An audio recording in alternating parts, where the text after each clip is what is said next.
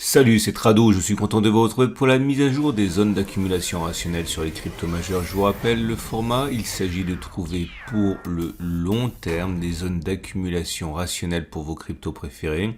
Ici, l'idée n'est pas de spéculer sur des petites unités de temps, mais d'investir progressivement pour une optique pluridécennale, la retraite, la transmission et acheter clairement et oublier pour un temps long. L'objectif, encore une fois, c'est de constituer au meilleur prix vos positions sur vos cryptos majeurs. Et on commence par Bitcoin qui se remet lentement de ses émotions depuis les plus bas qui ont été atteints le 21 novembre. On a quand même pris plus de 10%. Donc il y a des intérêts acheteurs. C'est insuffisant pour inverser la tendance qui demeure baissière. On est en dessous de la M200 qui descend, en dessous de la M50 qui descend. Donc tendance de long terme et tendance de fond sont baissières. Néanmoins, nous sommes toujours ici sur une zone d'accumulation rationnelle exceptionnellement large au regard du graphe, puisque si on remonte sur les données mensuelles, on constate que cette zone a sa légitimité en ce sens que c'est une ancienne zone de résistance qui a été cassée, qui a changé de polarité, qui est devenue support. Ça se voit très bien depuis 6 mois puisque on reste à son contact. Tout le long de la baisse éventuelle dans cette zone rouge, on pourrait accumuler si on est adepte de la stratégie d'accumulation rationnelle et surtout si on croit au potentiel de long terme de Bitcoin. Donc c'est la bonne nouvelle, nous sommes toujours en période de solde au regard de ces critères-là. Si on regarde les bougies Aiki-Nashi, on constate que la pression est maintenant de plus en plus favorable. Alors c'est pas non plus évident puisque vous avez des bougies qui sont vertes mais plutôt courtes, mais le plus important c'est de remarquer qu'elles sont vertes. Alors elles ont une mèche haute, une mèche basse, c'est signe d'une indécision, mais les deux premières bougies étaient beaucoup plus intéressantes ici. Leur ont succédé des petites bougies vertes avec mèche haute et mèche basse, mais ça reste quand même globalement plus favorable aux haussiers qu'aux baissiers. On regarde tout de suite l'Ethereum avec un constat qui est équivalent, à savoir que nous avons rebondi de manière assez convaincante par rapport au plus bas, de manière même plus convaincante, puisque depuis le 22 novembre, on en est à quasiment 19% de progression avec au plus fort 22%.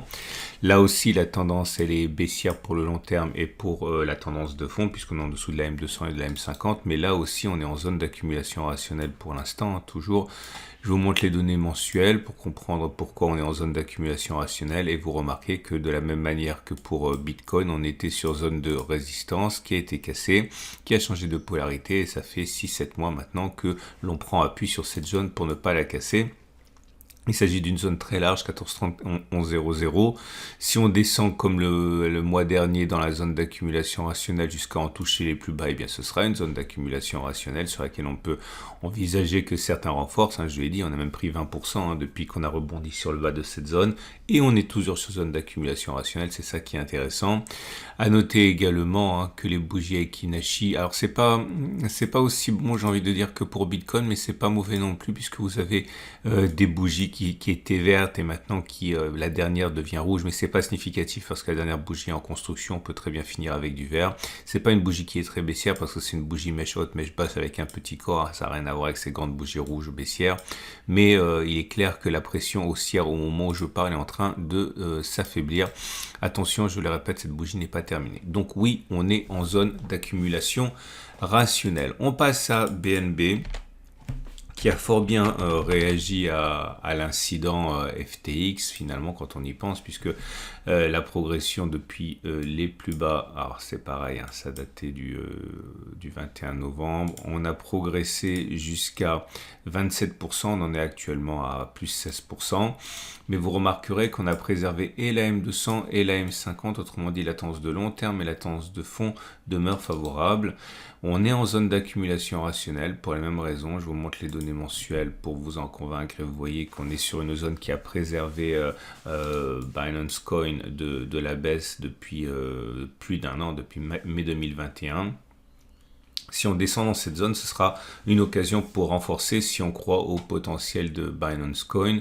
En tout cas, dans l'immédiat, on aura compris que c'est pas mal puisque la tendance de long terme est préservée. On est en zone d'accumulation rationnelle. Par contre, les bougies Aiki Nashi délivrent un profil peut-être moins favorable puisque vous avez une succession de bougies rouges. Alors là, pareil, c'est pas très baissier puisque vous avez des corps petits et des méchottes et basses, mais on s'en est terminé du rebond violent auquel on a pu assister avec plaisir en début de reprise. On est simplement ici en train de temporiser.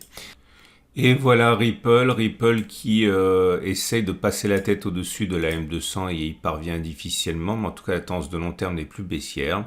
Par contre la tendance de fond est baissière puisqu'on est en dessous de la M50. On est là aussi sur une énorme, colossale, immense zone d'accumulation rationnelle. Il est vrai que ça peut sembler ridicule d'avoir des zones aussi larges, et ça l'est en vérité, mais c'est le graphe qui montre que cette zone est une zone intéressante puisque toujours sur la même logique, c'était une résistance qui a été cassée, qui a changé de polarité. Et regardez tous les rebonds qui ont été à l'œuvre chaque fois qu'on est venu dans cette zone. La dernière fois, ça a été une impulsion colossale entre les fin mars et 2020 de 1590%. Donc on ne peut pas faire comme si cette zone n'existait pas malgré sa taille qui est ridicule. Il demeure que nous sommes en zone d'accumulation rationnelle. Et le fait que l'on ait, là je repasse en données journalières, le fait que l'on ait résisté à l'attaque de l'épisode FTX avec une baisse quand même, excusez du peu, de 36%, et bien qu'on ait résisté au contact de cette zone rouge montre bien que c'est une zone d'accumulation rationnelle, encore une fois. Cela ne préjuge en rien le fait qu'on n'ira pas chercher même plus bas, Alors, je parle ici de 70%, mais vous voyez que même si on devait perdre 70%, ce serait zone d'accumulation rationnelle, et c'est déjà arrivé, puisque je vous l'ai montré, ici on a visité le bas de la zone avant de rebondir. Donc il faut absolument conserver de quoi accumuler et investir encore si on le peut, au cas où on irait visiter ces bas-fonds. En tout cas, je l'ai dit pour les médias, il y a une rémission. Depuis les plus bas de l'épisode FTX, on a pris 23%, on a même pris jusqu'à 30%. Donc il y a quand même de l'intérêt acheteur pour Ripple. Les bougies Aiki Nashi montrent que c'est neutre, puisque vous avez des bougies qui se succèdent, qui sont rouge-vertes. En ce moment, c'est rouge, mais c'est tout petit, donc petit corps, donc pas vraiment baissier. On enchaîne maintenant avec Cardano qui rebondit mollement sur sa zone d'accumulation rationnelle mineure des 0,2930. Normalement, la vraie zone d'accumulation rationnelle, et là, c'est le support trimestriel des 1,192, 1,127. Je vous montre pourquoi. Regardez les données trimestrielles. Et le fait que justement, on arrive à se maintenir au-dessus sans aller le solliciter est plutôt bon signe. Regardez les zones de résistance. Toujours pareil. Résistance qui a été cassée, qui normalement aurait dû être testée. Enfin, en tout cas, si on était allé dessus, ça aurait été une bonne zone de support. Pour l'instant, on se maintient un petit peu en apesanteur. Encore une fois, c'est plutôt une bonne nouvelle. Ça montre la force intrinsèque de Cardano. Donc 0,29, 0,30. Prochaine zone d'accumulation rationnelle. Malheureusement, tendance de long terme toujours baissière, tendance de fond baissière. Et par contre, vous remarquez quelque chose, depuis les plus bas, on a rebondi assez mollement de 9,7%, mais les bougies Aiki Nashi sont plutôt favorables, puisque vous avez essentiellement des bougies vertes, certes avec mèche haute et mèche basse, donc c'est plutôt neutre que très haussier, mais malgré la mollesse du rebond, c'est quand même assez j'ai envie de dire, rassurant. Et voilà Dogecoin dont le rebond est vraiment significatif, puisque depuis les plus bas du 21 novembre, on en est à plus 46, 47%, on a même allé jusqu'à 55% la semaine dernière. Bref, Dogecoin se porte très très bien. On n'a pas effacé l'attaque FTX, mais on voit bien qu'il y a des velléités haussières sur Dogecoin. On n'est pas sur zone d'accumulation rationnelle. La zone d'accumulation rationnelle, c'était les 0,07 ici, puis après éventuellement 0,06, 0,05. Mais pour l'instant, on n'est pas sur zone d'accumulation rationnelle. Je pense que ceux qui ont acheté sur les 0,07 n'ont pas de toute manière à se précipiter. Seuls ceux qui n'ont pas encore accumulé du tout peuvent être éventuellement intéressés par un achat un petit peu sur cette zone. La tendance de long terme, surtout, et la tendance de fond sont haussières, au-dessus de la M200 et de la M50 qui descendent. Et les bougies Aiki Nashi, elles se sont un peu affaiblies, puisque vous avez maintenant des bougies qui sont assorties de mèche haute et de mèche basse. Mais regardez l'impulsion haussière délivrée par la série de bougies sans mèche basse. Ici, c'était vraiment très haussier. Là, on est en mode pause, ça se voit de toute manière. Et on peut quand même se réjouir de la réaction de Dogecoin sur la zone d'accumulation rationnelle. On va terminer ce tour d'horizon avec Solana. Solana qui est dans une configuration, c'est pas bon pour Solana, hein, on a du mal.